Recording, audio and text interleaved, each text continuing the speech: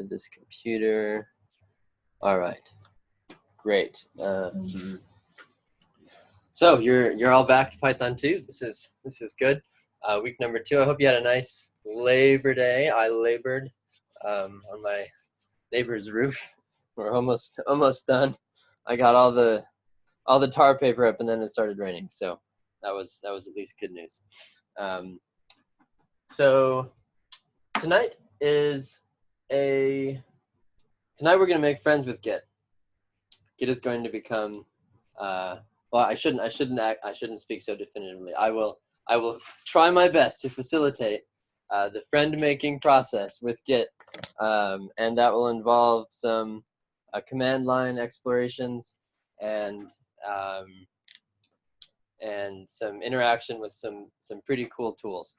So I want to start with just a couple of quick class-keeping notes, and then we'll do some Git fundamentals to synchronize everybody up, and that is paving our way to being able to look at and share and explore each other's icon programs, regardless of the state that they're in.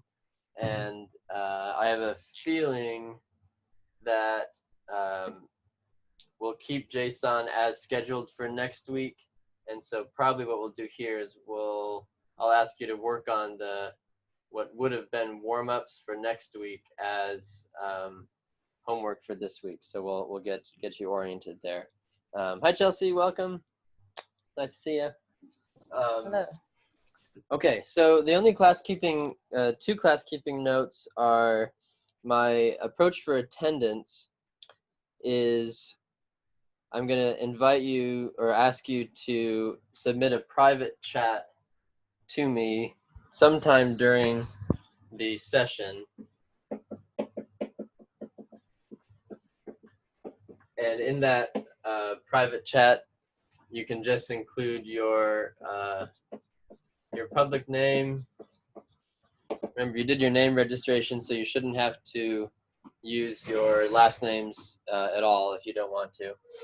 Your public name, and then I'm going to ask for a single number, a quantification of the time that's low distraction that you've dedicated to Python since the last session, outside of class, since last session. So if I haven't seen Loretta for a little while, but she would log in just by saying, Loretta, I didn't see her doing very much this week, so I think she was just like sniffing the book a couple of times. So she would just type that in. So my current plan is I'm doing an experiment this semester, so I'm not releasing or publishing or disclosing the times at all this term. I'll be asking towards the end of the term to see if people want a distribution of the times submitted by students, completely anonymized, but we'll explore that as it comes in. What I've been trying to do is figure out how, what's the unifying factor that we have between us. And some of us have been programming various languages for a long time. Some of us are coming in feeling a little shakier with Python. The thing that we have in common is, if we're being relativistic, if we're at the same elevation on Earth, we should experience roughly the same amount of time in between weeks. Hi, Jill.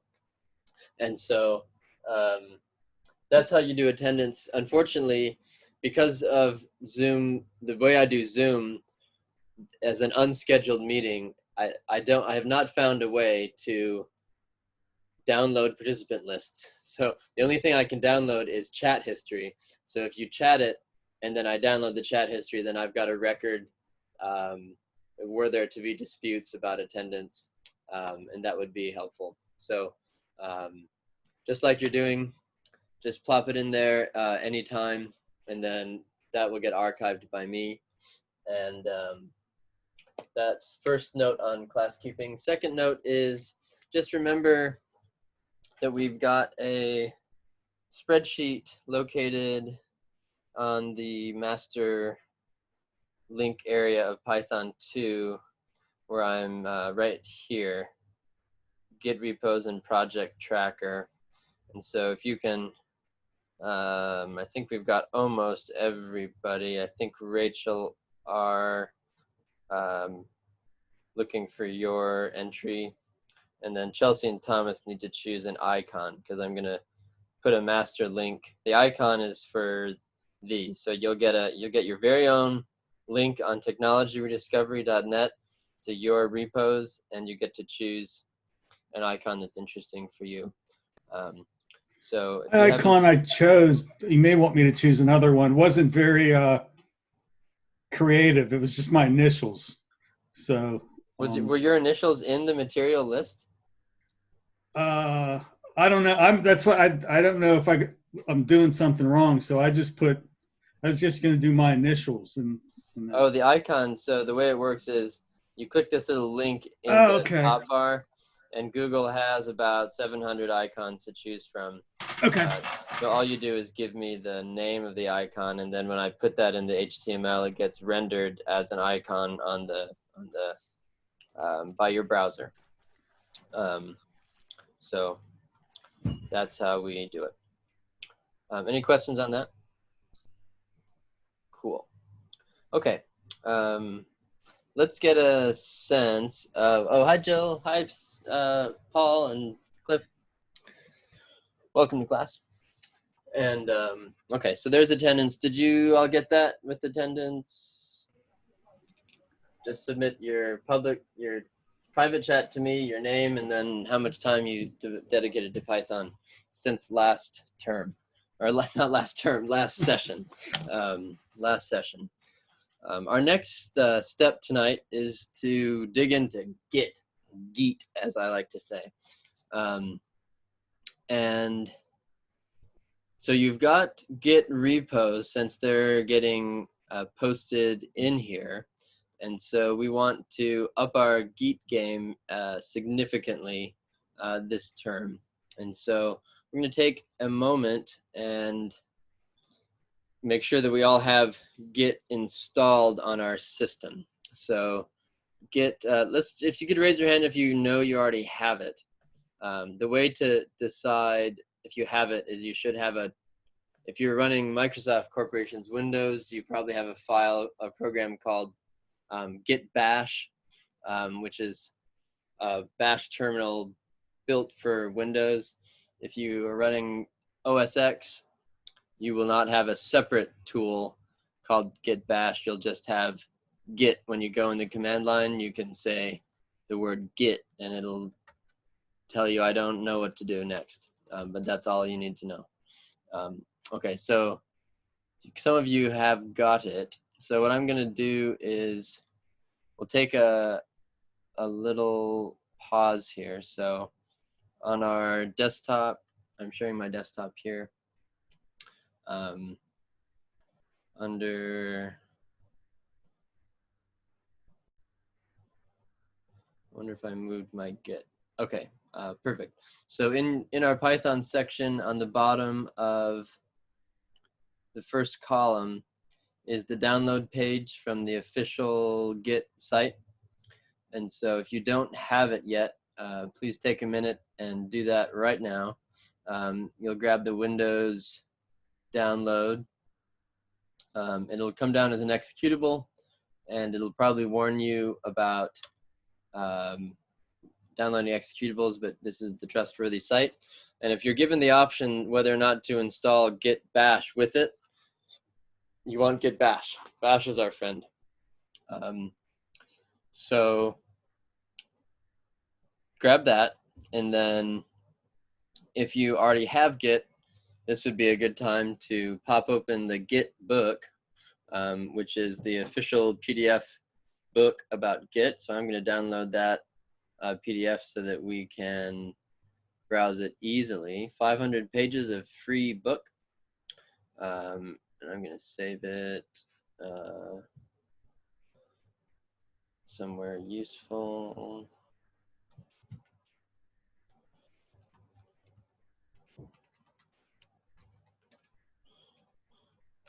Okay, and then we're gonna tinker with Git a bit. And then I included there are so many Git resources out there, and there's probably 2/3 of the people that write Git tutorials and stuff have some sort of flaw, or they're not presenting what I think is a fully balanced view of what tools they're actually using. They'll say, oh, you want to do this, so type in this and hit enter and do it.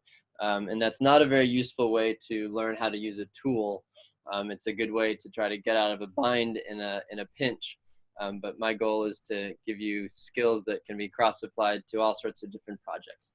So what I'd like to do is verify our understanding of some essential Git concepts and do it together interactively with Git. And then we'll diagram. So grab some paper. It'll be good for your brain. Git is one of these tools that is designed to manage the most complicated of software programming endeavors that people undertake. And in fact, the entire Linux kernel and almost all of the open source Linux tools that we use in Python2 were managed using Git as the version control mechanism. So, hey, yes. Quick question. I'm installing Git. Did you say we want Git from Git bash only, or do we want Git with command line? What are your options? Use Git from Git bash only, or Git from the command line and also from third-party software, or use Git and optional Unix tools from command prompt. Do you want bash only? Yeah, you'll be fine with, oh, what's the third one? Use Git from the command line. Unix tools from the command prompt. Oh, no, you don't want to do it just from the command prompt. So you want Git bash. The recommended one was Git from the command line and also from the third-party software. But you want the Git from Git bash only. Yeah, that'll be fine for starters. As long as you've got Git bash, that's where we want to be. So Rob, you're set to go. Good. Okay. And Paul, how are you doing? You and Jill, do you have a sense of what you're doing, downloading it? Sorry, Jill, you're muted. Sorry, Jill, you're muted.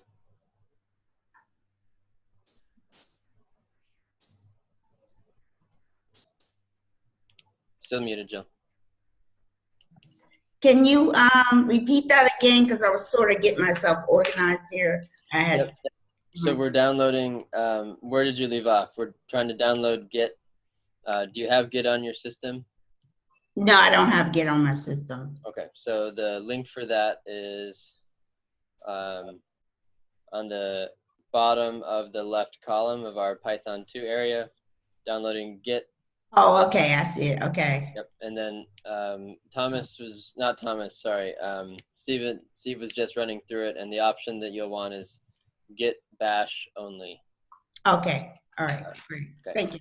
Yep, and so while you're getting that put in, let's think about version control. So what problem is Git solving? Making easily editable versions that we can access individually. So I've got, you said editable versions, and being able to access those versions. Yeah, accessing past versions, absolutely. Editable, let's say retrievable, or maybe better yet, revertible versions of sets of files. That's important. And collaborative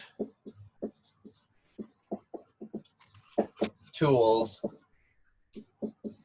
for merging let's say not just merging, for reviewing and merging in changes. It also, by doing this, serves the important function of facilitating backup as you go. So facilitating backup and remote storage.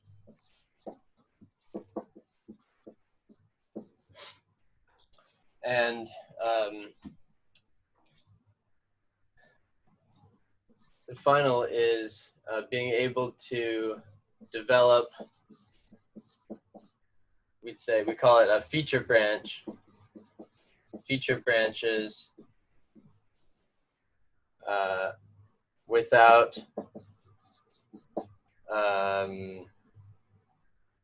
we might say impacting stable versions.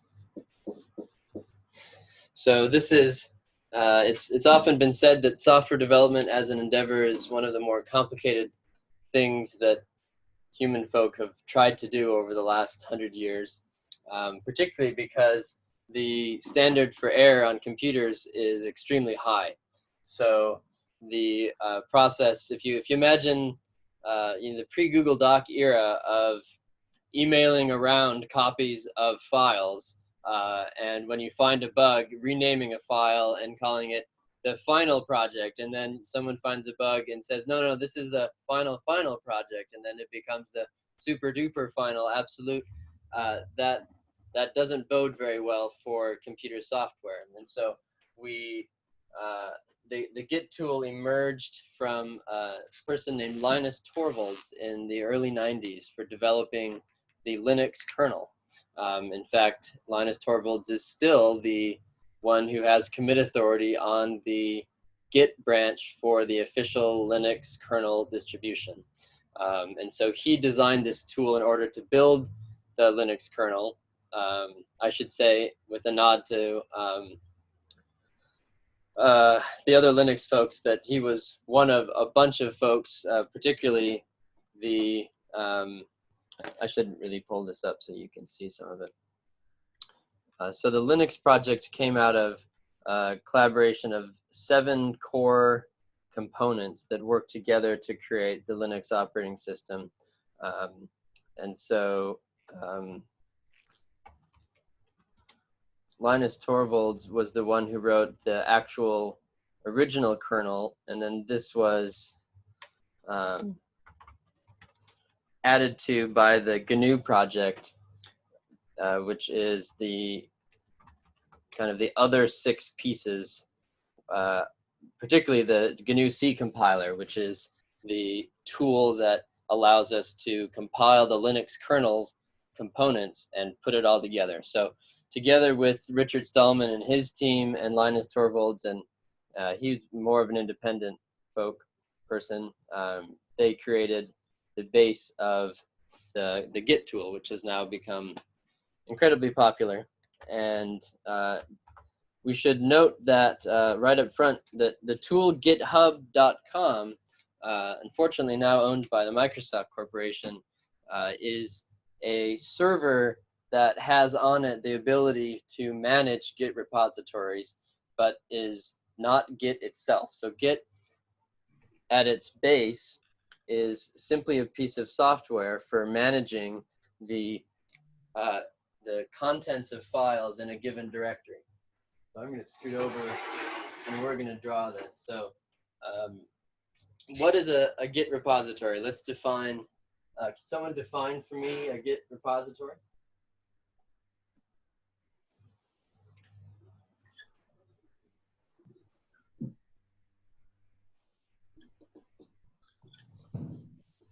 Is it kind of like a library of files and versions of the same file? It is exactly kind of like that.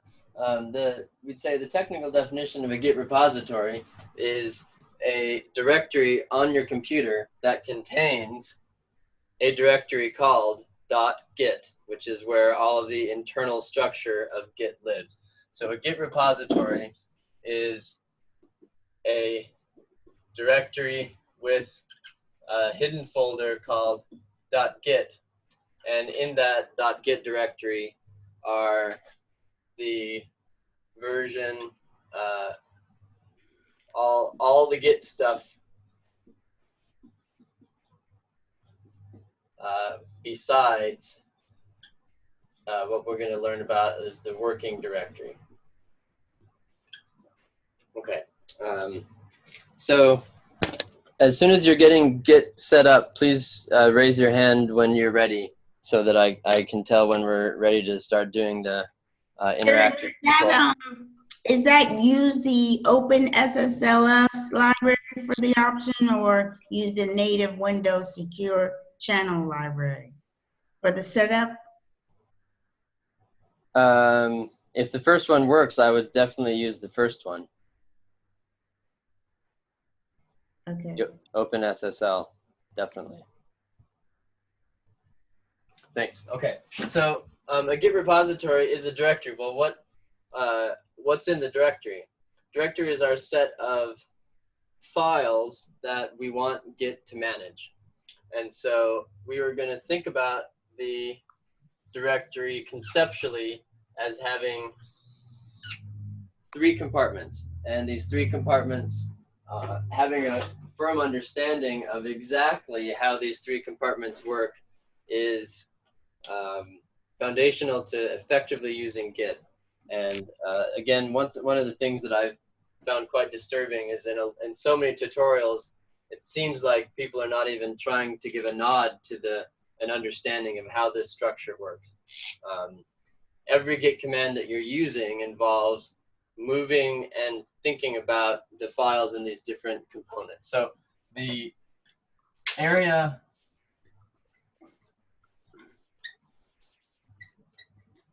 that we can see and interact with as a user of files in this directory, as we would think about a normal directory, is called the working directory. Git calls it the working directory. So these are, this contains the, this is the location through which we access all of our files. So this is the files in the repo which we access directly.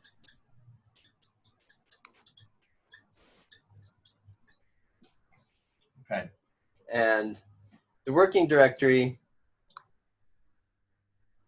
the way to think about Git is a piece of software that you are authorizing to manage, and by manage we mean edit, rewrite, overwrite, change all of the files in your working directory based on the commands you give it.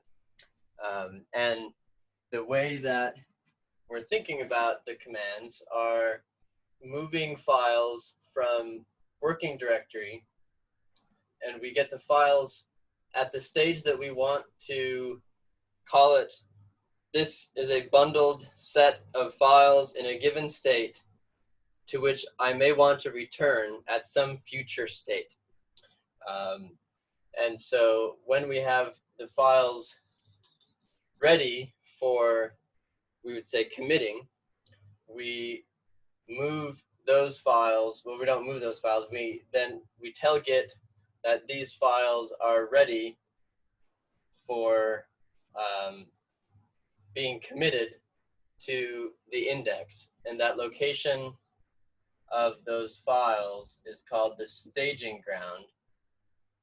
So this is the waiting area for files to be committed. So I'm going to go through this rather fast, and then we're going to do it in Git. And we're going to do it over and over in Git for the whole term until it's second nature. So the staging ground is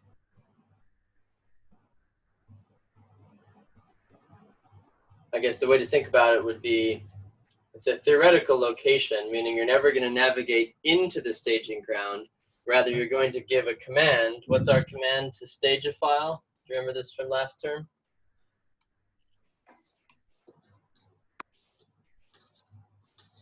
Git Add will will mark a file. So Git Add, and then I'm going to put an empty line and say file names here. It's very common that you'll see, again in the tutorials, they'll say, oh, say git add dot. That's what you write. Well, we'll revisit what we say with git add in just a minute. So git add says, okay, I've got a file that is in a state that I'm comfortable with saying this is a stamped known state of the file. Whether it's complete or intermediate depends on your workflow. It might just be because you want to stop working and you want to save the file and have it be secure. So we use Git says, hey, Git tool. And then Git says, what do you want me to do? And we say, I want you to add. I want you to add what? I want you to add a file in my working directory to your staging ground. And it says, okay, I can do that. And then when we have arranged all of the files that we want to kind of seal in time at a certain state, meaning every character and every line will be maintained, then we issue the command Git Commit, and we'll often say, we'll often attach a message directly at this time. So we'll say Git Commit -m, and then we'll put a message in describing what it is that we're adding to the index. So our index is, we might think about this as the vault of committed files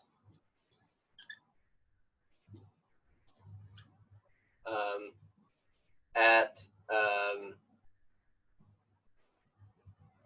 retrievable points in time.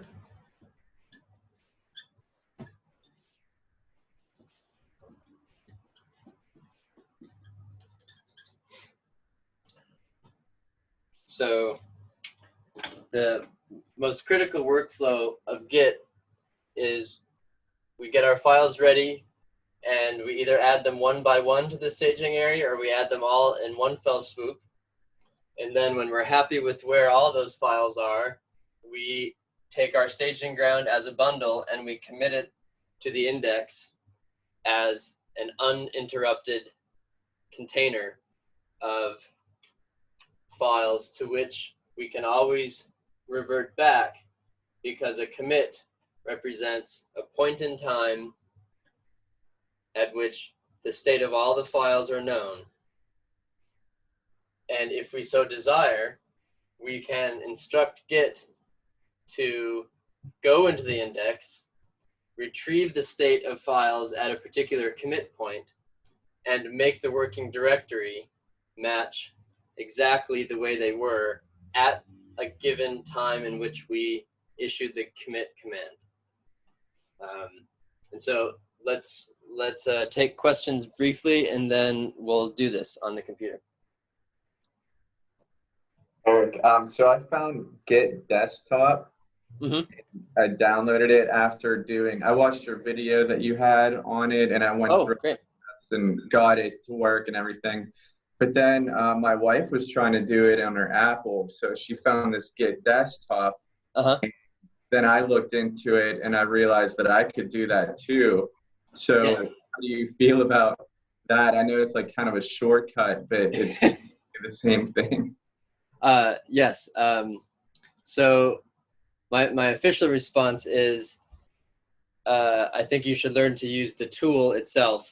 And then when you decide that you know the tool well enough that you can let a third-party tool help you do it faster, that would be the time to use Git Desktop. A couple of reasons for not doing it right away is most often, somewhere in your professional workflow, you'll want to interact with a Git repository on a headless server in which all you've got is the command line. So you must know how to do everything from the command line. The second reason is I'm not confident that I want you to be able to figure out when those third-party tools are not working right. And in order for you to do that, you should know the underlying things. All they're doing is building Git commands for you. And so one option is you could try to learn Git with a GUI tool if that GUI tool is willing to show you exactly what it's saying to Git. And if it doesn't let you do that, I wouldn't touch that third-party tool with a 10-foot pole. There's so many nuances to the Git process that I like to be on the front lines.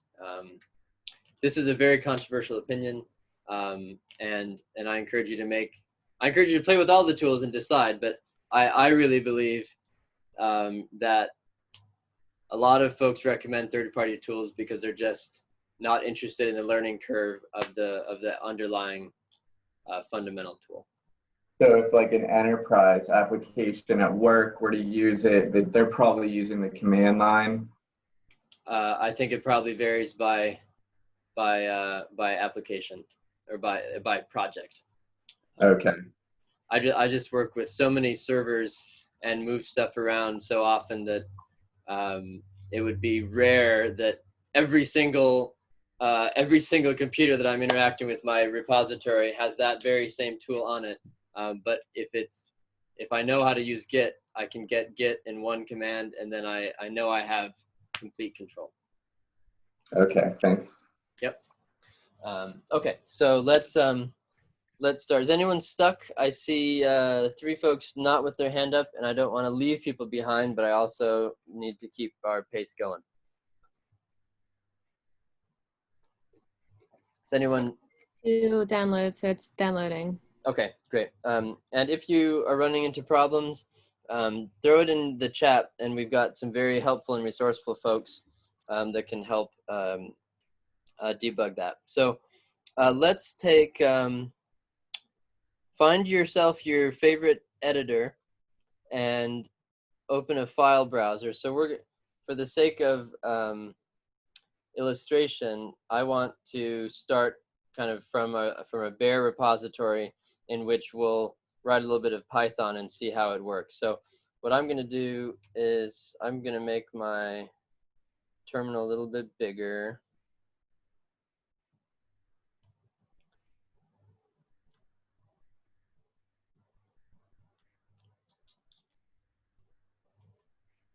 And I want to reiterate that this is a process that we're going to think about and iterate on every week for the duration of the term. So Eric. Yes. By interpreter, I mean, I have only Spider as an IDE. Would that be fine?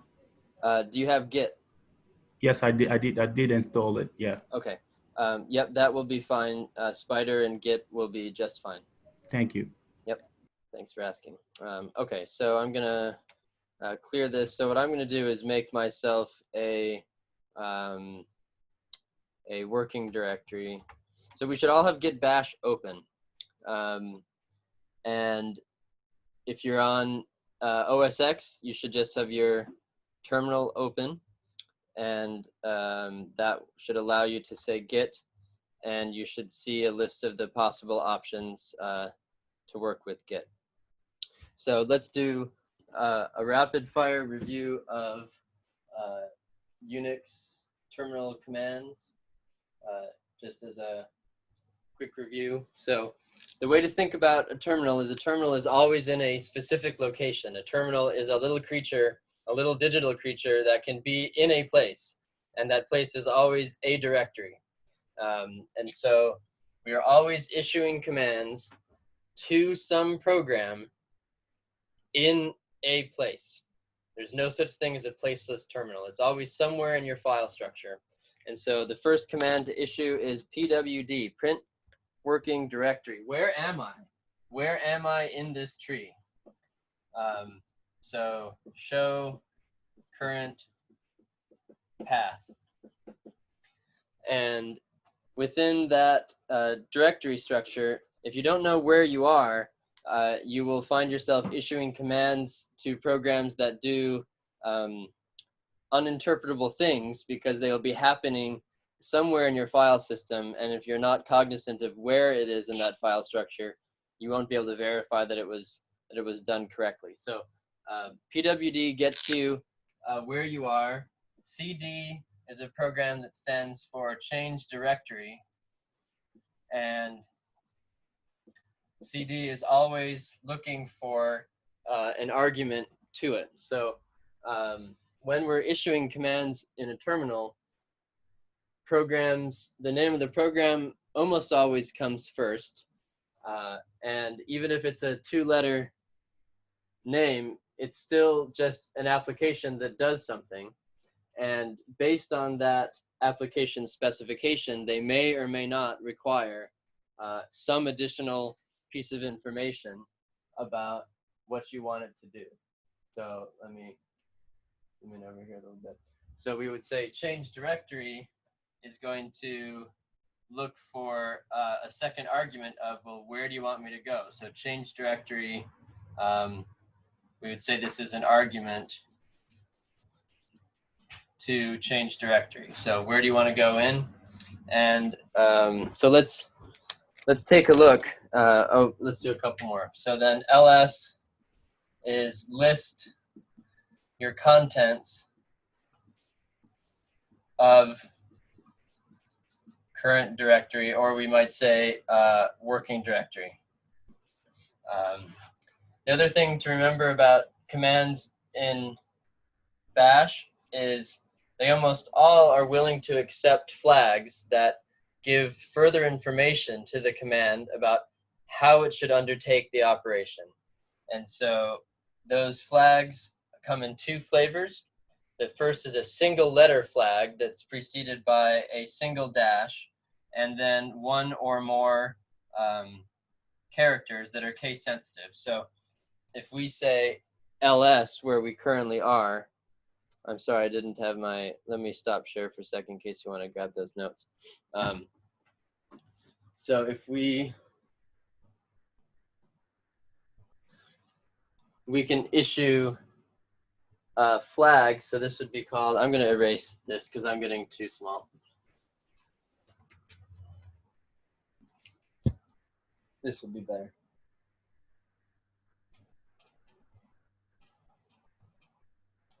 So let's take ls.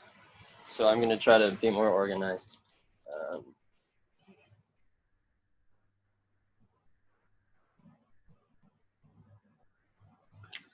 So ls, this is our program.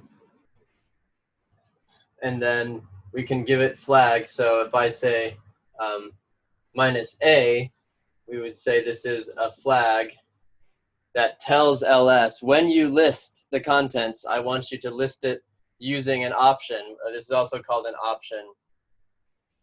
So ls -a says list all of the contents, and which is to say list hidden directories and files as well.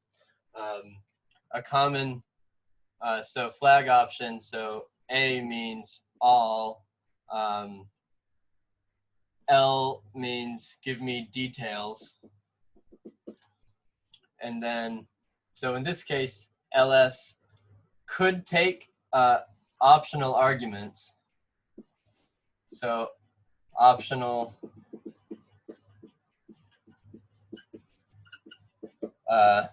of a path to list.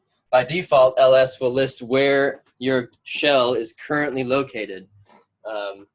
But if I give it a different path, it will go to that path and then carry out its task of listing what's in it. And so having these commands, these are the tattoo-worthy commands for the Unix shell. And let's play with them for a minute.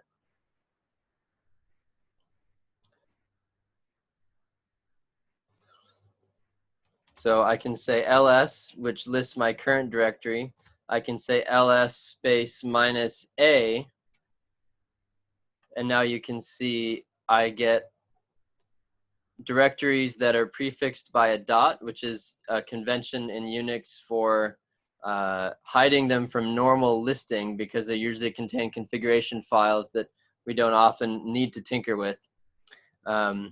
You'll see, because I have Git installed, I have a file called .git config, which contains my configuration parameters for my Git tools. So if you're in OS X or Linux, as you install programs, they'll often put their own configuration file in your home directory that you can tinker with. Now, we see these, every directory that you list with the -a flag or the ls-al flag contains two files. Their directories are technically files, but we'll call them two separate things. So they contain two directories at the top whose names are dot and dot dot. What are those? Those are like up a directory and dot dot, I think is up directory. Yep, so the parent directory, yep, up the tree. And the dot is? I actually don't know what that is. It's the recursive file, so it points to itself. So dot is this directory. Okay. And so when people on tutorials say, oh, just run git add dot, what they're saying is tell Git to add any files that have changed in the current directory, and by Git's default behavior, any subdirectories within my directory that have files that have changed. But Git add can take any file path and it will try to resolve it to a file or set of files to add to the staging ground. So these fundamentals are gonna get us through. Now, a couple of things. One tool that's quite helpful is cat. So cat just reads file output to the console. So it's helpful for looking at what's in a file. And so I can demonstrate that real fast. So if I'm sitting here in my home directory, I might cat .git config and see what's in it. And it turns out just a little bit. So cat's quite helpful. So, and then finally,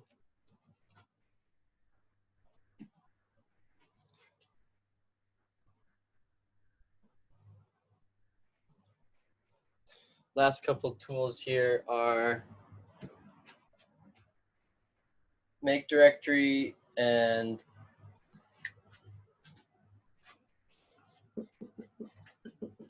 so create directory.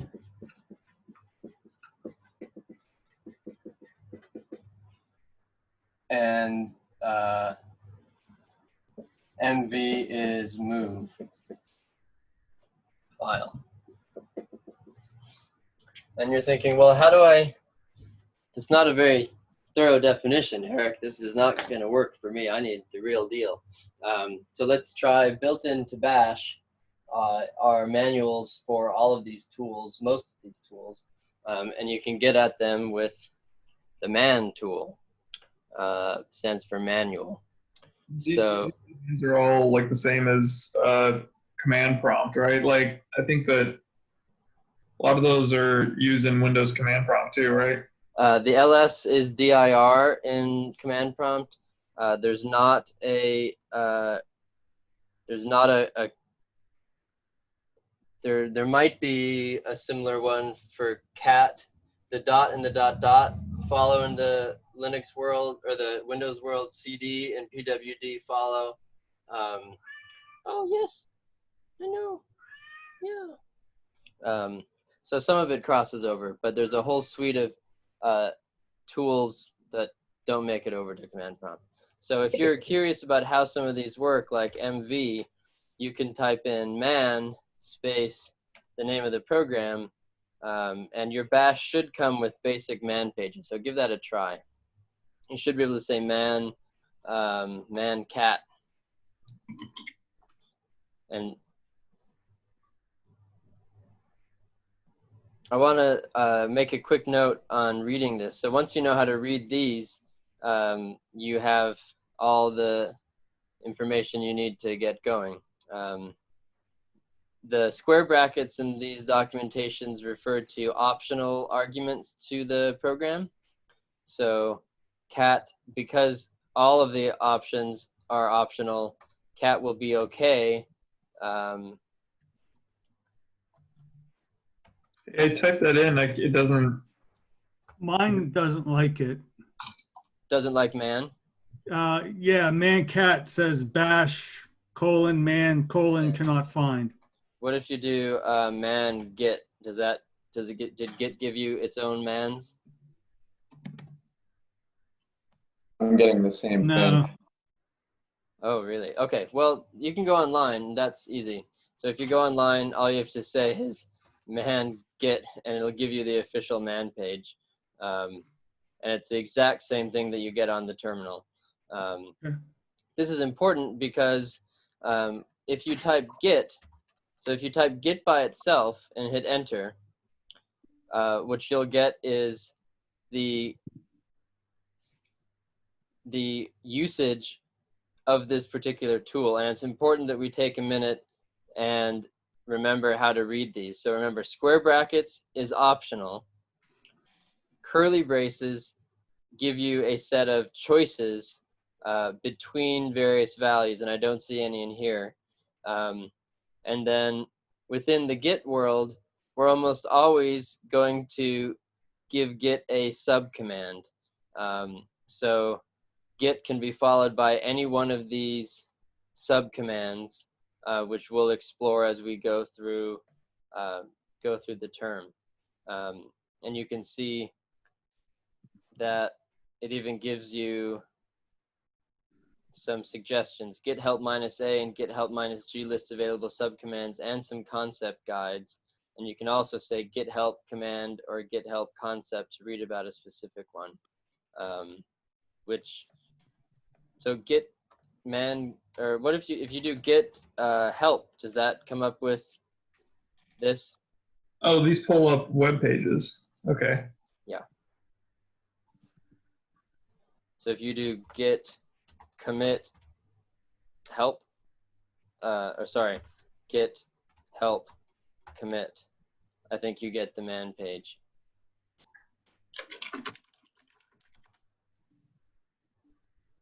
Yes. Yes.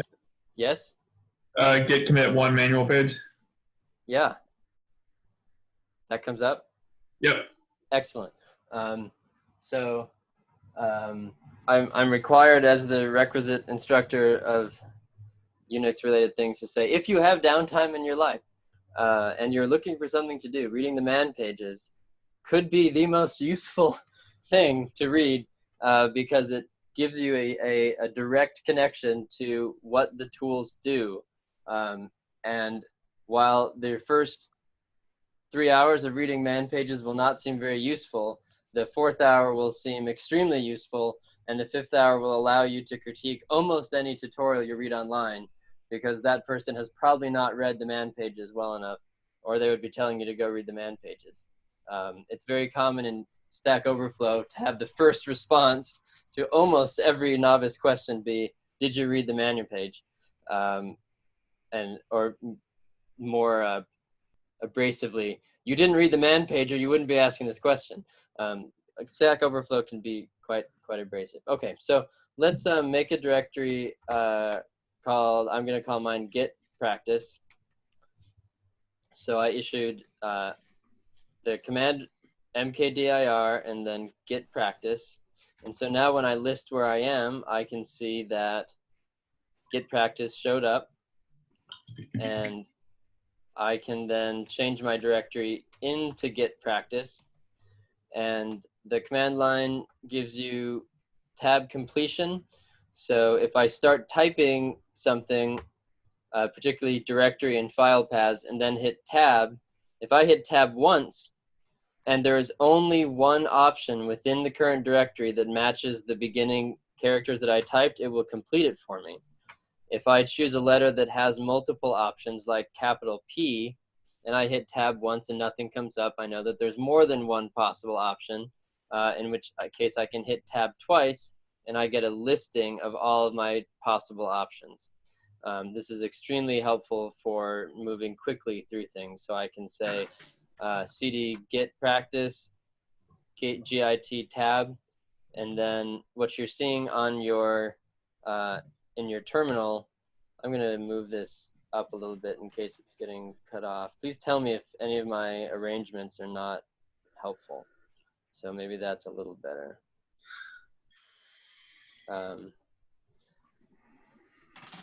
So now we're in Git practice. And so if I list this, basic ls gives me nothing. ls minus al should give me my 2 special files. And we won't talk about file permissions just yet because it's not as relevant. I just want to check in with those of you that were doing installs. Are you getting to the right place? Do you need any help from us? With the command prompt window open. Jill, how's it going out there?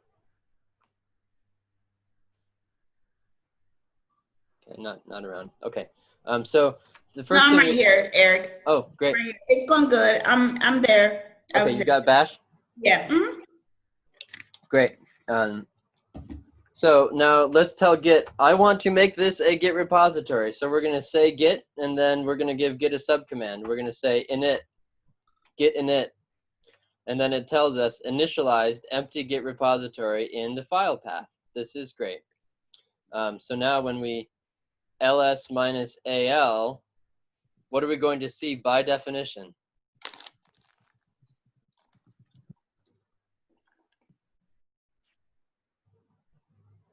A Git repository by definition is a directory that has what?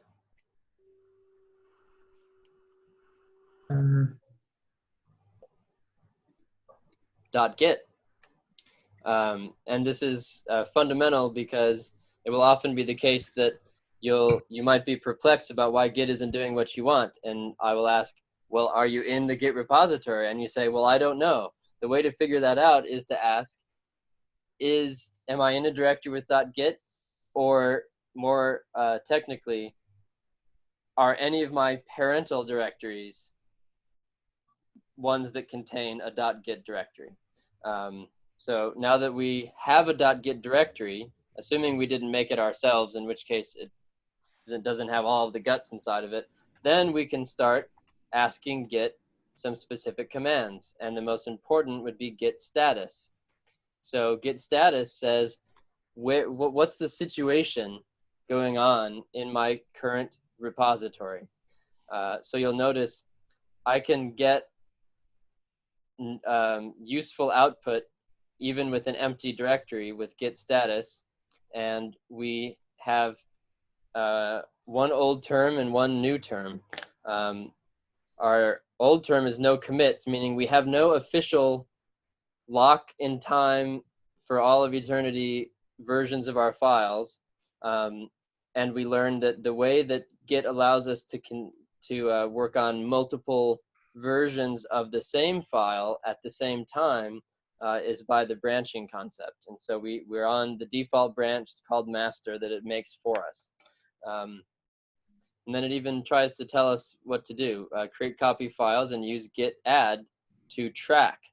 And so tracking means once we move it into the staging ground, the Git system is considering it a file that it will maintain a history of until we delete the Git directory. So tracking is a process that happens when we move something to the staging ground. Okay, so next thing I'm going to do is make a sample Python file, maybe with some looping in it. So I'm just going to open a text editor, and let's do a little bit of Python so we have some content to work with.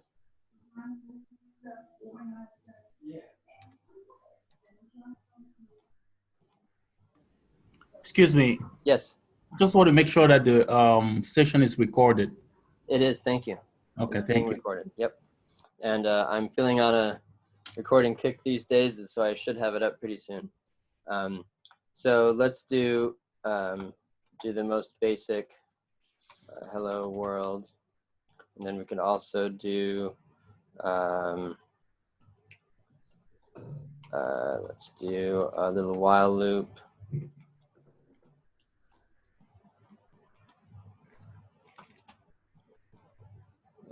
While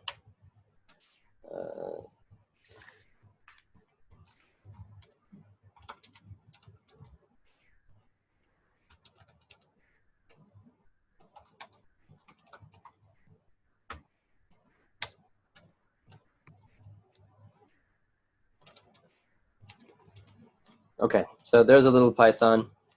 So I'm going to save it in my Git directory. If you want, you can just have it do the simplest possible Python output. So I'm going to navigate in my file system. You can use it in Spider. Spider is just an editor, so save it from Spider. In fact, I bet if you save it in Spider into a Git repository, it will pick it up and you'll start seeing some interesting Git. You'll see your branch status show up in Spider would be my guess. So we'll say loop.py. Hey, Eric, do you have to say int c, because I think then you just say c equals 0?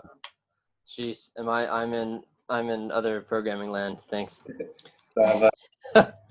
Oh geez. Okay, so let's list this.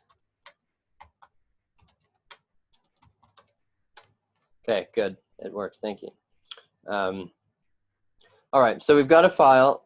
Now, I'm going to lower your hands and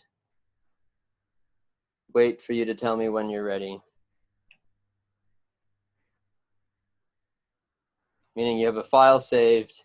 It doesn't need to loop, but it would be helpful if it has some Python in it. I'm going to take a drink.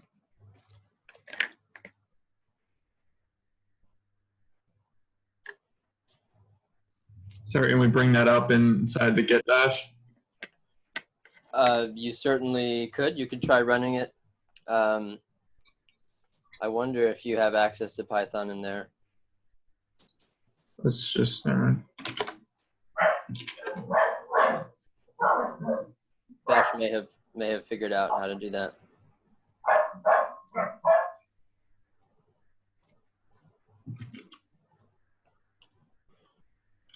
And then once you have it in your directory, when you run a Git status, you should see untracked files, and then you should see the file that you just added, and it will even tell you what to do next. So raise your digital hands when you have gotten to this spot. And since Rob was being so proactive, you're zippy at it. Would you consider Git a friend of yours, Rob? Yeah, I think so. Okay. It's pretty cool. Good. Hey, Eric. Yes. I'm a little confused about how to make the file again, or like, I think I need the screen of showing how to make it, the Git repository. Oh, to make the repository. Yeah. So did you make a directory yet called like Git practice? So where should that be? Could that be in any? It can be anywhere that you have write access to. Okay. So you're. Yeah. So I have a folder called Git and then practice. Inside there, you can say Git init, INIT, and it will create a shell .git file waiting for more commands. Did it say initiated a new Git repository and blah, blah, blah? I need to see that screen where you're typing it in again, because I'm. Oh, yep. Yeah, I don't know exactly what to type. So the CD start. Yep, so CD into where your new practice directory. And then I just verified that there's nothing in it. And then I said, hey, Git, initialize for me a repository.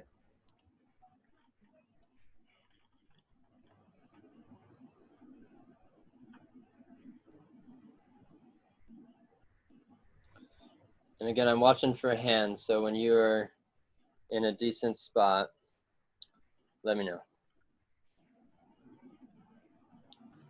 I've had a snag trying to bring my program over. Can you describe over? Into the Git practice. Try doing a save as into there.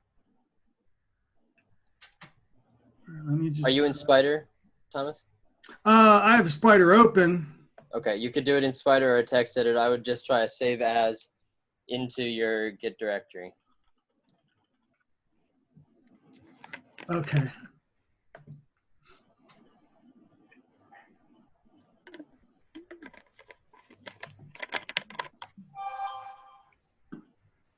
And if you have any downtime, have that Git book open and start bookmarking it.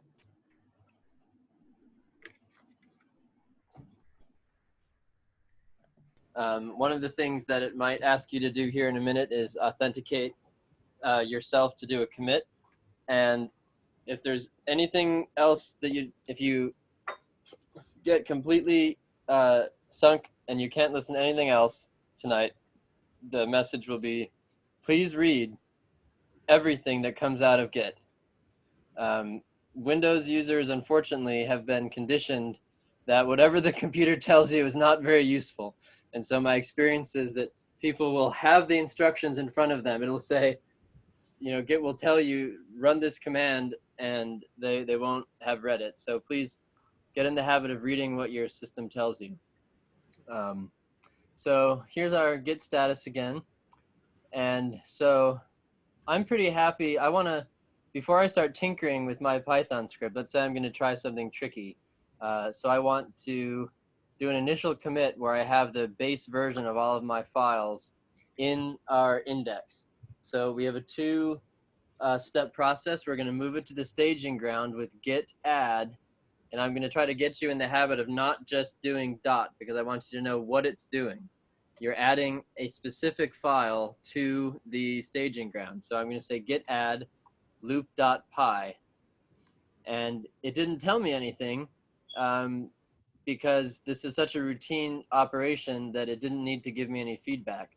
So now when I run status again, I have a listing of that file that is no longer in untracked. See how it used to be untracked? Now it has moved into our staging ground, and it will get unstaged automatically in the condition that it changes. Git is NSA-like in that it is keeping a watch on all the files in that directory.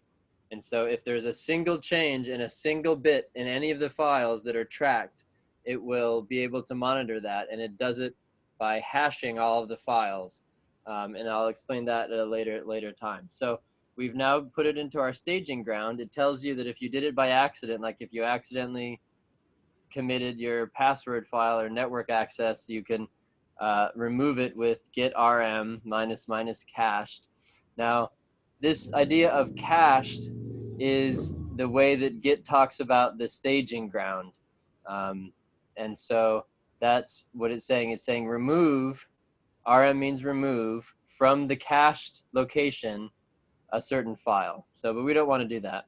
We want to go ahead and say, I'm ready to commit this or freeze this file in our index at its current state.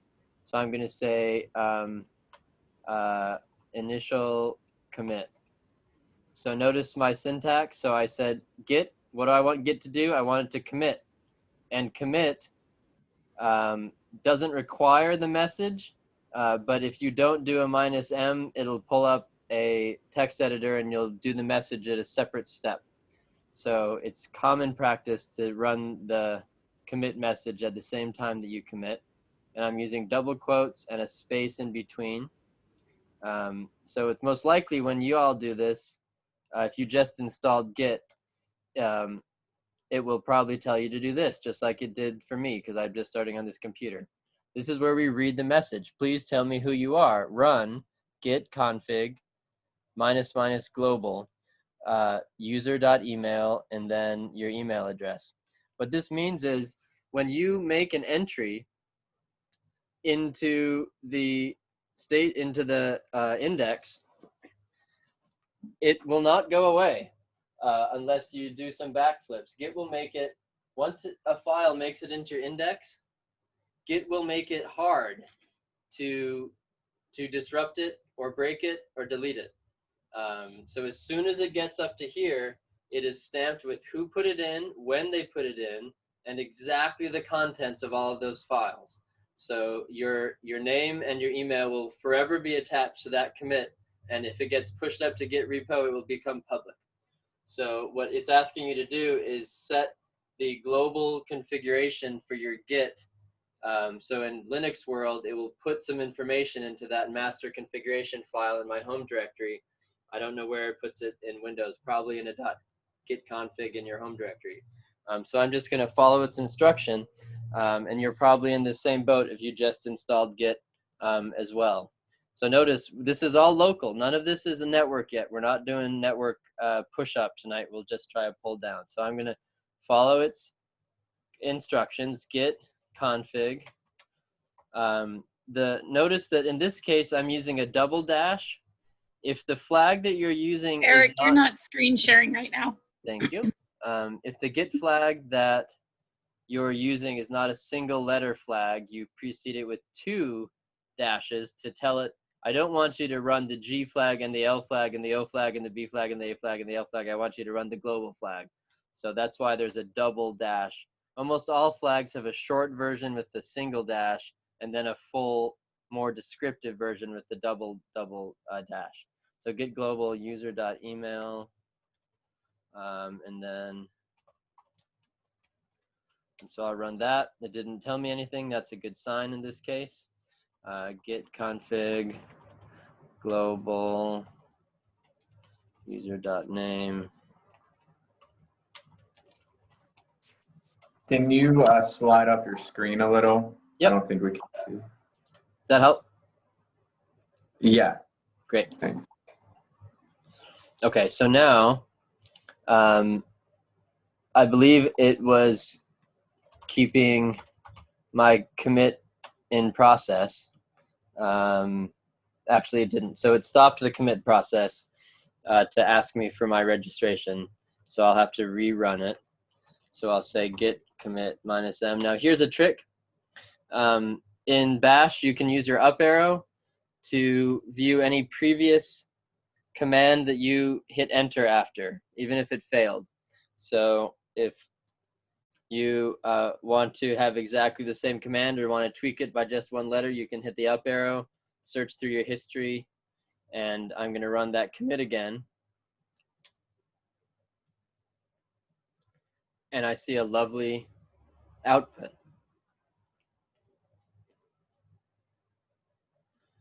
So I see that 1 file was changed, 5 insertions, meaning 5 lines, and it created a mode, I thought it was going to say node, for my loop.py. So now, when I do a git status, I'm going to see I'm still on my branch master. Nothing has changed.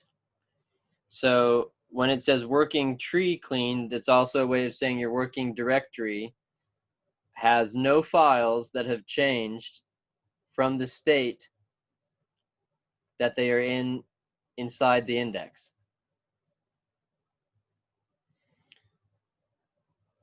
And once we have our commit in there, we can see it by typing git log. And this is quite cool. So what we're seeing, this big long, it's a beautiful thing. It's not an ugly thing. It's a beautiful thing. This is the hash code of every file in my entire index tree, cursively hashed down to a single hash value. So this alphanumeric code, this is actually hex, I should say, this hex code is unique to the exact state of my files in my working or my index. So if you were to have typed exactly the same set of characters into your file named exactly the same thing, that's actually the names in Git are a more complicated beast, but suffice it to say, it's specific to exactly this configuration of bits in this file.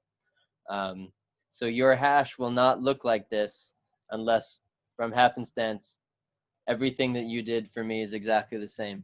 So when you work through a Git book, it's kind of fun because if you follow exactly as the Git book does, character for character, you can get exactly the same hash code. And from a Git standpoint, it treats that exactly the same. All it's doing is it thinks of a version as a unique hash code of all of the files in your working directory. And so you see, here's my message, initial commit, and my file is still there in its original state. So as soon as you have your first commit in, please raise your digital hand.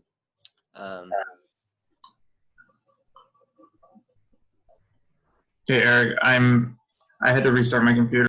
And so I want you to think of this as the beginning of a journey that you'll want to practice as much as you can. If you're not, I have encouraged students that were very aggressive about learning this to manage all of their files for all of their classes in Git. Just start doing it with everything, and you'll learn how to do it. My experience talking with people in the job market is being able to walk in there and say, if you sit me down at a computer with a Git repo, I can interact with it, and they will suddenly think of you as someone that can enter their team more fluently than someone that can't, because many teams collaborate with Git. And so this skill set that we're exposing to tonight, I think, will carry you quite far. Are there any like good guided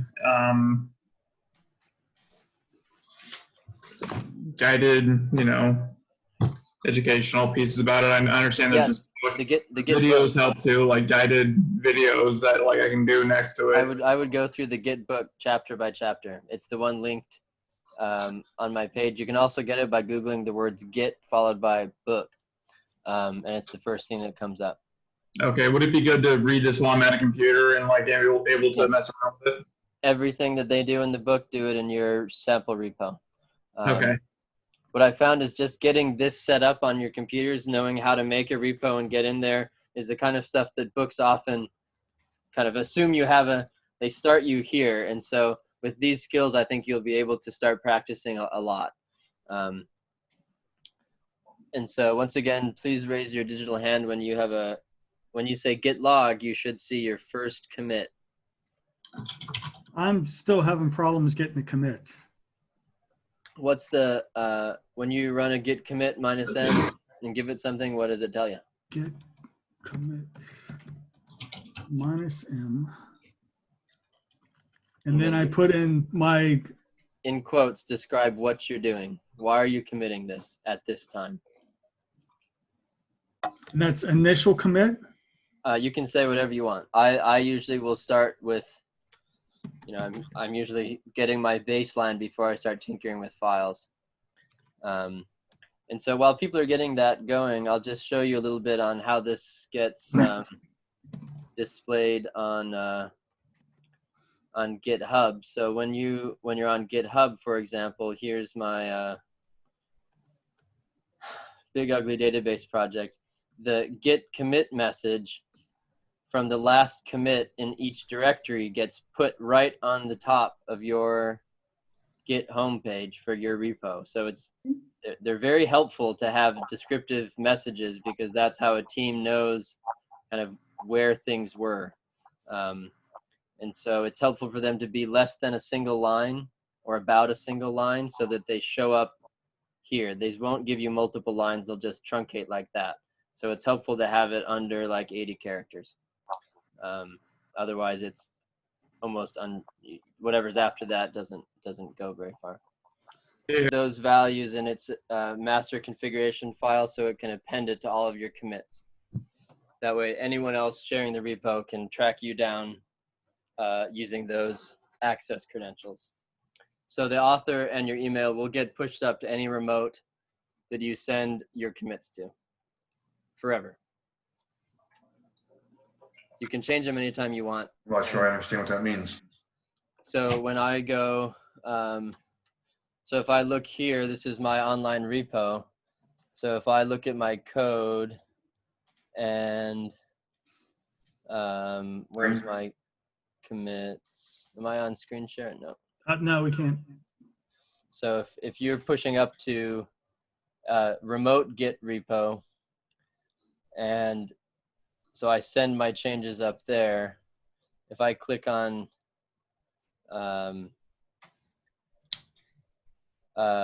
commit here, actually, if I click 863 commits. So this gives me the history of this branch. These Snapper Vibes is the login name for one of my contractors, but his credentials that he entered, or his username and email that he entered when he committed, is attached to this particular commit. So when I pull his commits back down from the remote server, his specific revisions will have that username, that email and name attached to it, meaning it follows that commit everywhere. Speaks up in three and a half seconds. All right, so we did our commit. Now this is cool. So I'm going to go back to I'm my still Python. fighting here, so I'll just watch along. Okay. And figure it out after. All right. So, so now we want to watch what happens when we start tinkering with things, and we want to. I want to get you through the unnerving moment of reverting or changing a file and seeing things disappear and getting them back again. So let's say I'm going to tweak these changes and say, instead of printing hello world, I'm going to say why always. Eric, could you do a screen share? Yep, thanks. Yeah.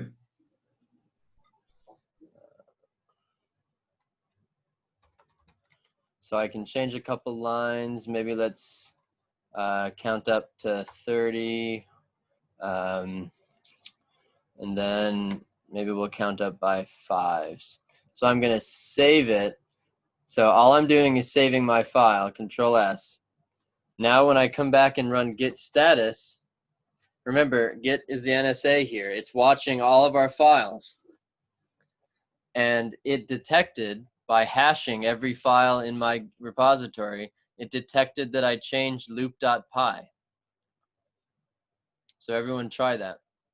Change your file that you have open, and then run your status. Now, and you think, well, how did I change it? So a simple way to do that is say Git Diff. And Git Diff is super cool because it will actually show you line by line exactly where the changes are. So it's giving you the version that is, it's giving you the version that's in the index. So it says, see how index, this is actually, these are the, if you're curious, these are the beginning 6 characters of the hash code of my commit that's in the index. So it's saying, I'm going to show you the committed version and then your local working directory version. And it's showing you, you got rid of that line and you replaced it with this line. This didn't change. You got rid of that line and you replaced it with this line, and similarly with that. And in both cases, it's reminding me that I did not hit enter at the end of my file. So I can hit save again and run that. And so now it's showing me that, I don't remember why it's highlight blocked there, but you can get a sense for where those changes are. And so now if you run a Git status again, you'll see that this file has moved. It's now back in the I'm not yet staged for commit. So what Git is doing is it is waiting for you to tell it when the files are in a state that you're ready for committing. So you think, well, why doesn't it just put it in the index every time I save it? Well, because what we're trying to get in the index usually are we're trying to work for a while and change and save and test and get the files to a state that is shareable or a state of kind of known stability, and then commit it, because it's usually less useful to be ingraining for all of time messy stuff unless that's part of our workflow and we just want to have a backup. So we will need to run the workflow of Git Add loop.py when we're ready to say, okay, I've made the changes to a state that I'm now ready to commit it again. So I'm gonna do that. I want you to have a couple commits in your history so you can see how cool this is. So we can say commit, so we can say count up by 5. So I'm describing what I'm changing. And so now you'll see I'm on my master branch. The first 7 hexadecimal digits of the commit are 6886950. There's my commit message. I only changed 1 file. I added 4 lines and got rid of 3. So now Git status, I'm now back into a clean working directory. And so now when I write git log, I can see both of my commits in my history, and my identifiers have been attached along with the date stamp and my UTC offset. So the basic workflow there of adding and committing is very helpful. Now let's do our, let's see, we're 8:06. Let's do a couple last commands and then we'll think about our icons and talk about next week. So once we've got our committing, so I say this because what I'd like you to start doing is with all of your Python work, from now on, I want you to use this class as a incubator for you learning how to do Git stuff. So when you sit down to work, I want you to start learning a workflow that makes sense for you. And that workflow is usually going to be navigating in a command line into the repo that contains the code that you're working in, checking where it is, then working on your Python. And when you're done with that work session, adding and committing your changed files, so that over the course of 4 months, you will have had experience doing this dozens of times. And as we go through the course, I will layer on Git skills strategically so that we can start working in teams and merge changes, make suggested changes to files, and allow one another to review the line-by-line changes that we suggest to one another in our workflow. So what the next 2 skills I want to review are branching. So what's usually the case in a larger workflow project is you are working on a project and you will get the entire repository from your work team, and you'll want to start working on some feature. And so the way that Git thinks about the history of files involves the notion of branching, which is one of the true miracle powers of Git, because it allows you to experiment and tinker without fear of contaminating the work that you know is stable. And this is incredibly liberating as a coder to realize that if the commits are in there, there's nothing that you can do accidentally within reason to pollute your working code. So I found it to be a very liberating thing. I can try wild stuff. I can try changing my whole class structure, and I can do changes in development environments that might affect hundreds of files. You know, I might be doing find and replaces for major variables, and I don't have to worry that, oh, how am I ever going to go back or undo this? If you've committed it, we can revert back. And so I'll show you how that works. So when you start a Git repository, the Git system automatically creates what's known as a branch, and it gives it the default name of master. There's nothing unique about the master branch. And I'm going to pull up the Git book here because I want you to see that it's useful instead of trying to redraw everything. Once again, you can find the Git book on my website. You can even do a Control F for Git book, and it's right there. You can also go to Google and say Git book, and it's the first thing that comes up. And it's the one I downloaded at the beginning of the class. And so the book and all of the documentation has a standard way of describing the branching.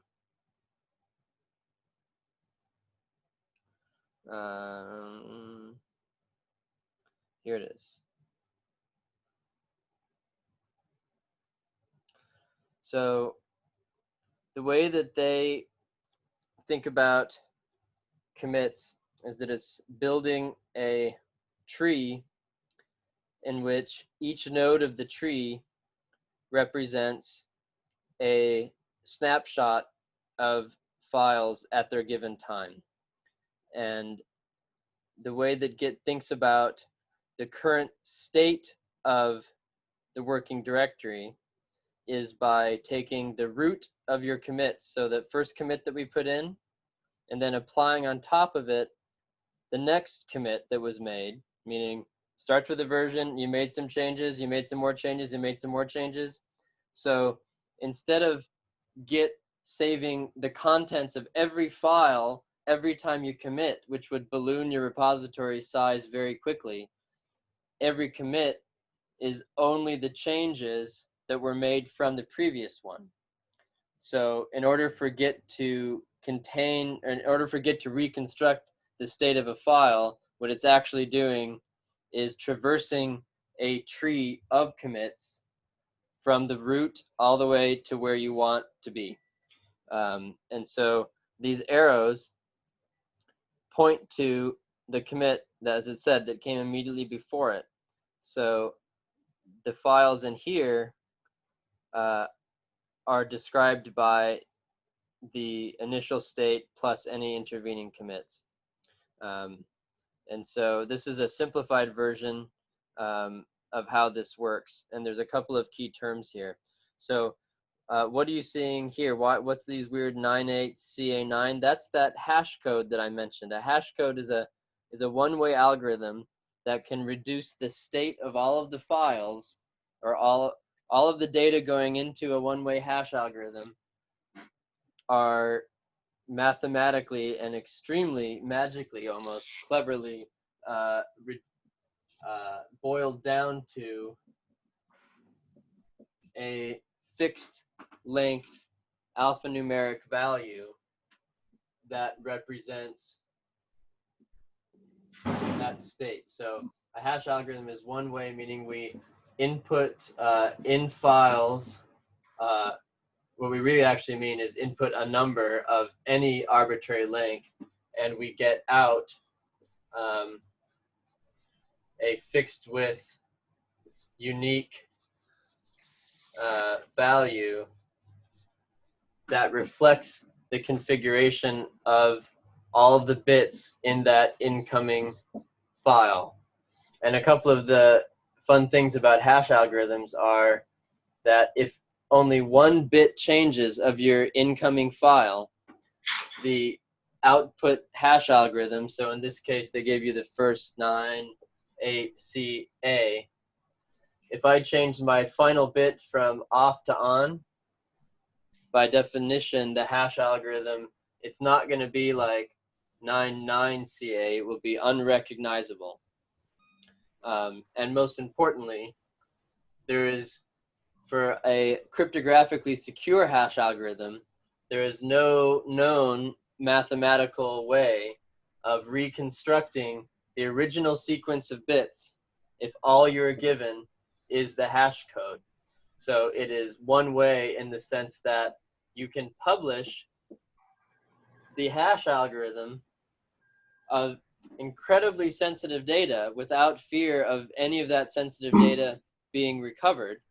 But most importantly, you can verify whether or not that underlying data is the same as what you have, because a hash algorithm will always yield the same hash code for the same input. So the rule is same input gives same hash code. And of course, this is the challenge with processors becoming increasingly fast, is that the way to figure out what something is by trying every conceivable input and checking whether or not your input yields a hash code of something you're trying to crack.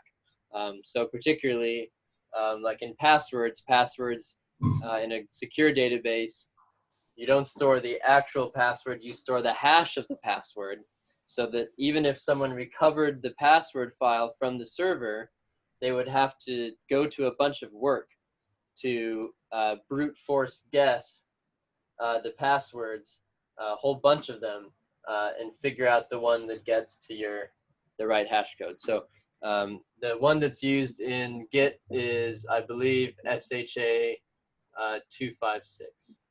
All these hash algorithms have a name, and some of them have been proven mathematically unsecure, and those are no longer used in production security systems anymore. In fact, this is a slight diversion, but if you Google the shappening, the SHA happening, you can discover that the original SHA hash algorithm was found to be mathematically crackable, and it became quite a news story because people had to rewrite a bunch of code. So that's what's going on in Git, is it's hashing everything and showing you the first few digits of the hash code. And so that's what you're seeing here in the Git book, is it's representing a commit by showing you the unique hash value of all of the files in there. And so what branching allows you to do is say, okay, I'm at a current state. So maybe I've committed 3 times, and then I want to start tinkering with something. And so we can issue the command git branch and then the name of the new branch. And what that's actually doing is it starts by creating a pointer that basically is a variable that is linked to a particular commit in your commit history. And that branch will allow you to make additional commits under that name that do not affect the commits from which it was drawn. So maybe they should have a better view. Yeah, so there's a better view.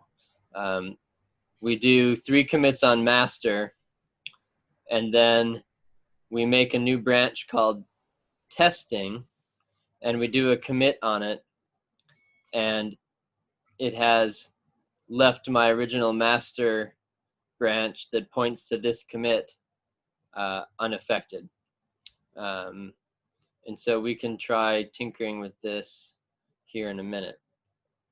And so this diagram shows you that you can work on any branch, and when you're on the branch, if your changes diverge from a different branch, those commits remain separate so that you can say, I want my working directory to go back to the way it was on master or the way it was on testing. So I want to show you how to do that, and then I want you to tinker with it on your own and with us in class for quite a while, forever. I want you to do this forever. Okay, so let's do this with me. So I can say git branch, and we'll just follow the book for a second. So I'll say this is something that should be done when you have a clear tree. So I run a status. I check that I'm in decent shape. And so I can now say git branch testing. And you can do this in one command, but I'll encourage you to do it in 2 until you're ready for that.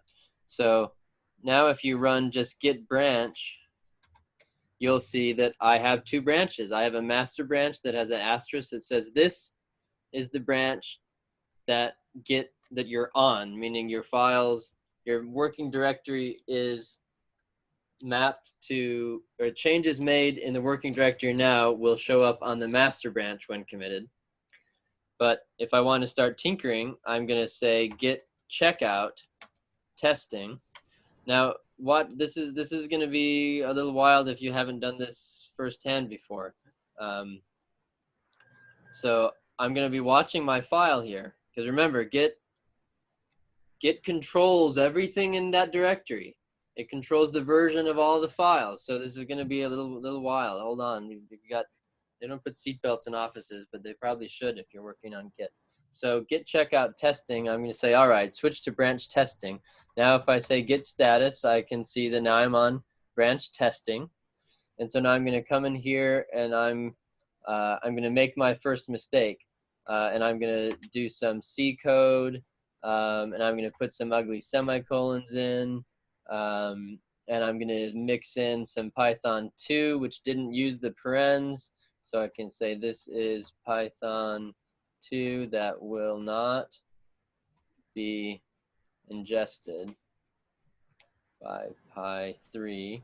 So I'm making a bunch of changes, and I'm going to save them. So it's a mess. So now when I say git status, when I run git status, it hashes everything in my directory, and any hash that's different than the hash that's in the index will be called a modified file, and I can go ahead and add it to my my staging ground. So git add loop. I'm going to check how it's looking. So I'm ready to commit that. Git commit -m. I forgot my Python. Okay, so now I'm on my testing branch. This is my commit note, and now my working tree is clean. Now watch this. This is where you tighten that seatbelt. So if I check out, if I go back and say I now want to go back to my master branch, it's going to change the contents of my entire working directory to reflect exactly the way the files were at the last commit on whatever branch I check out. So it's going to change the contents of my files. Look at that. So Git, that's what I mean by version control, is that inside the Git directory, your Git system is maintaining write access to all of the files in that system. And so this allows you to say, okay, so you could go back and you could start another branch. You could say git branch remember Python. So I'm branching off my master again. And so this didn't change because I haven't done any new commits. I just said I'm now going to have a new pathway in which to name future commits. So now I can come back and say maybe legal Python 3 has parens for prints. And then we'll jump up, we'll count to a lot. And so git status, there we are. Loop.py was changed, so git add loop.py.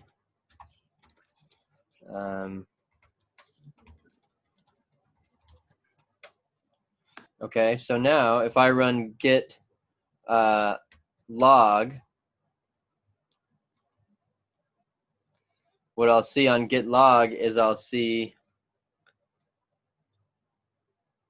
my initial commit farthest down, then I count up by 5s, and then this is showing my most recent commit.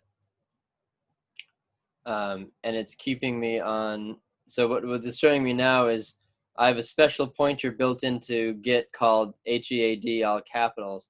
So my current pointer, my head is at the tip of the remembered Python branch. And so now I can use checkout and I can say, well, maybe I want to go back and tinker with the testing again, and I can watch it all change. Boom. All I did was activate that window. I didn't click anything. And so if I check out my master, it'll go back to my original from the very beginning of class. That's great. I hope I wanted to get to this point because I don't want you to think of Git as just a bunch of stuff that's hard and dealing with the command line all the time. It frees you. I hope you think about it as a tool that frees you to experiment and to try out things that may not work without losing work. Because once it's in that history, you can always get it back. And we'll explore that more in a second. The last thing I want to show you is you can issue the command git show-branch, and it gives you a cool graphical representation of the various branches and the commits that are in them. This is a little harder to interpret because I only have 3 commits on this particular lineage, but I think it was it Rob that asked about the Gooeys, the graphicals? Yeah.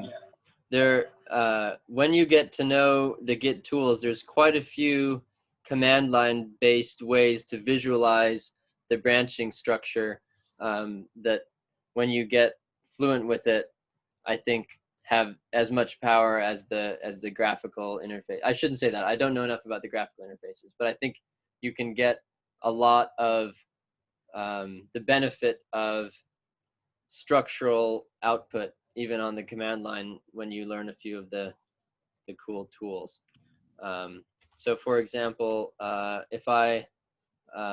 so the last thing I want to show you is if you want to start experimenting with other people's code and tinkering with it, now you have enough tools. So you all have GitHub repos. So now if you're in the situation where you were basically using the GitHub repo as a file repository and just dumping the files in, which is a good place to start. It can function that way, but it's I guess it's like driving a Charger in a neighborhood at 25 miles an hour kind of thing. So anyone want to volunteer their code for me to clone? I don't want to put anyone on the spot. You can do mine. Yeah, I was gonna say you can do mine. Doesn't matter. Okay, I'll do Thomas's. So any GitHub repo URL you can issue. Now I want to be careful not to get a sub repo because that is a larger learning curve than we'll get to in this course. So I'm gonna leave my Git practice and go into CD. I think I have a Py2 not repo. I made that mistake in front of my whole Python2 class last term of cloning student repos into my course repo. There's a way to do it. They're called submodules, but until you know a single repo, best walk first. So I'm going to say git clone, and then I'm going to put in the URL to any server that's willing to give me a file system or a file set that is a Git repo. Oh no, an empty repository. Do you not have anything in there? It's not from the. Oh, it looks like it's your new one. Yeah, Get mine if you want. Who's that? Rob? Rob. Yeah. And so this is something to start tinkering with. So git clone. So here it is. I got 19 objects. So this has to do with the way that it thinks about the index as a set of objects that are hashed. So now I can see what's in there, and I see this is the Python2 from Rob. So if I say git Python2, oh, sorry, not git, cd Python2, it's been a long day. Python2. So I now can say git status. So he has, every repository has a default branch. So I can see what kind of work he did. So this is what I meant, Cliff, that it follows all the commits. So I cloned this down from a remote repository, and whatever Rob entered follows his initial commits. So look at that. That's great. So you were committing along the track on this project and doing a good example of good development flow. You worked on a coding team before, I take it? No. No? No, I mean, this is the first run for me, like in this class. I mean, I'm a software development major, but it's the first time I've submitted anything. Oh, well, this is great. So this allows me to see his history, and so there's quite a few. So this is perfect. So this is the kind of workflow that I would encourage you to do, is every little chunk of time that you sit down and tinker, you should think about as something that you can commit to. And he can always go back, and anyone else that has public access to this. So I can jump in, take a look at what he's got. So if we look at his Python list of lists, so I'll just cat out one of these icon demo. Can you do the 10 by 10 one? Yep. So I'll just try running that. Python3 icon z list 10. Cool. Look. Yeah. It's the hockey sticks. That's what it's supposed to be. Hey, nice. And It looks like scale. it. Yeah. So I see there's a 1, and then you did a scale by 3. Yeah. Mm-hmm. This makes Git really handy. So I could check his work in 2 lines of code without any clicking, and I can tinker with it. So this is there's no such thing as an authoritative Git repo. Every Git repo is equally authoritative. So there's no ranking within them. So when I have it locally, it's just a Git repo. It happens to be commits that have Rob's identifiers on it, but I can come in, I can load up his code, and they're just local files. So I could pop in here and open his file here. And here's the nice code. And so I can just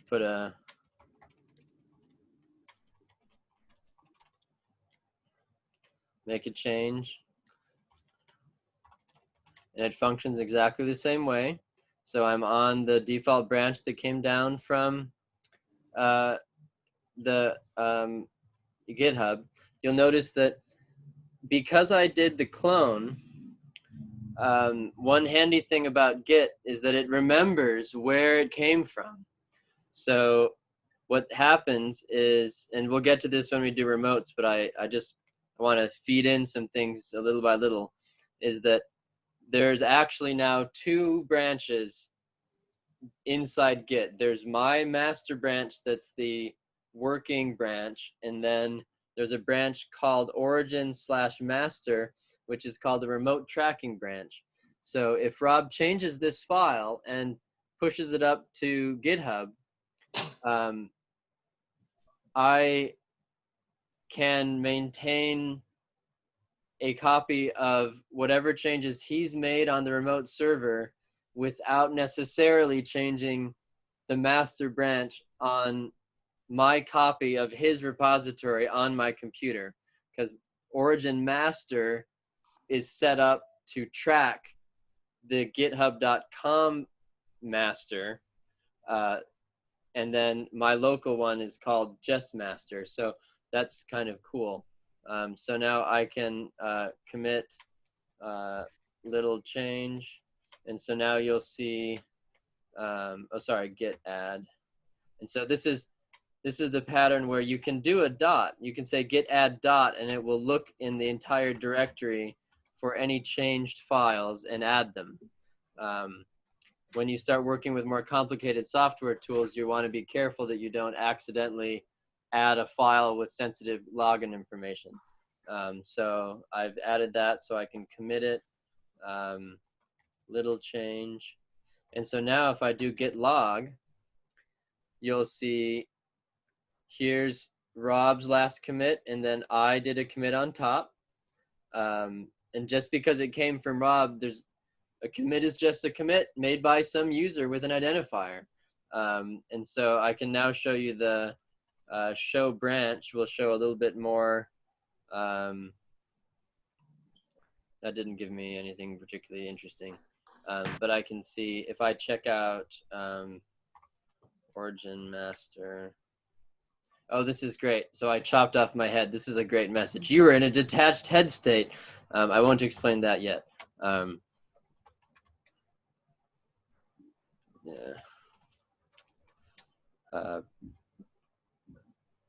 So this is neat. So when I checked out master again, it said your branch is ahead of origin/master by 1 commit. Now, Rob has not authorized me to push up there. So if I try to push it back to the remote,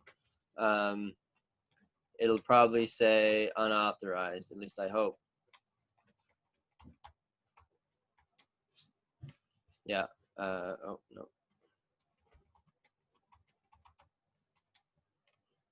Yep, permission to Robert Trussell / Python2.git denied to E. Darsow. How did it know where to get it from? It's because when I cloned it down,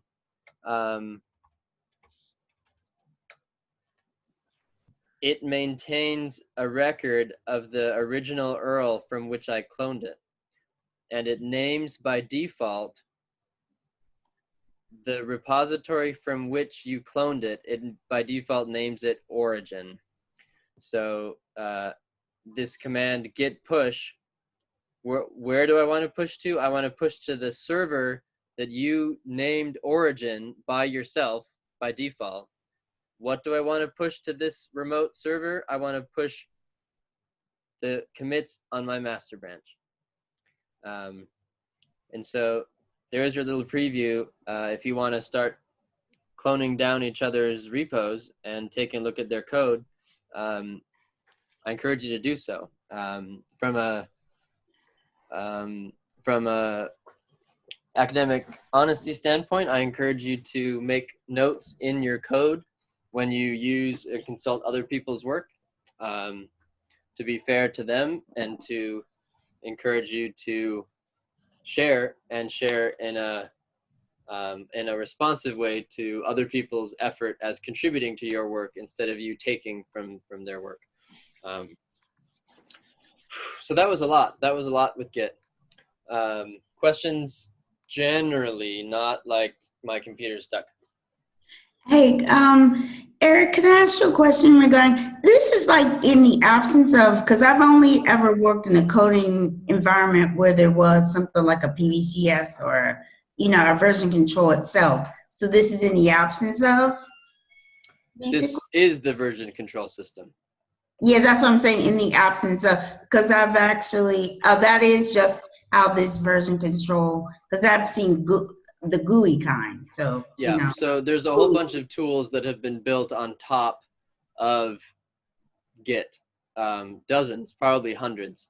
And so I'm teaching you the base components of the Git tool, on top of which people have built all sorts of version control systems. Okay. Different domains might have their own whole world of version control. Version control existed long before Linus Torvalds came around, so I'm not saying they're all Git, but there's a lot of graphical interfaces to Git, and all they're doing is writing commands like that and passing it to the Git program, but they're letting you click a button for add and commit instead of typing add and commit.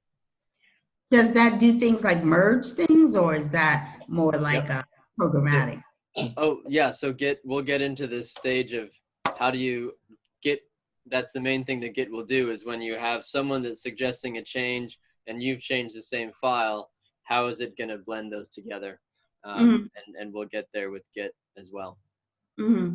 So I think it was Rob also asked about the Gooeys. So my position generally in academia is that academia is a chance to dig into fundamentals in a way that you don't always have the chance to do in a work environment, because time is expensive and work is part of a larger process. So we often need to just use the workflow that someone documented, click here, click here, move this in, which is useful for maintaining consistency.